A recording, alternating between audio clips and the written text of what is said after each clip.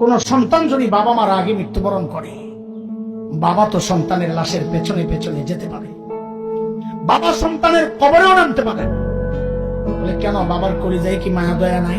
আচ্ছা, বাবাও চিৎকার করে করে কান্না করবে, কিন্তু বাবাকে আল্লাহ ওই শক্তি সামর্থ্য মনোবল দিয়েছেন, বাবা সন্তানকে দাফন করে শোয়া কান্না করতে করতে উপরে উঠতে পারবেন, ওই শক্তি আল্লাহ বাবা দিয়েছেন।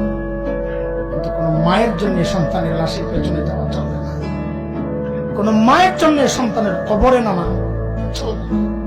কেন, দুনিয়ায় এমন কোন মা নাই যে সন্তানকে দাফন করার জন্য কবরে নেমে সন্তানকে শোয়া দিয়া ওই মা আবার সুস্থ অবস্থায় উপরে উঠবেন, এমন কোন মা নাই। সন্তানদের শোয়া নিজ লাশ হইয়া শুয়া পড়বে। এ ভাই, একটু জানতে চাই, এই যে মার কলিজা এত দরদ, এত মমতা, এত মায়ার ভালোবাসা, কারণটা কি বলেন তো? মা আমার দুই চোখের এক চোখ বানাইছেন সেই জন্য।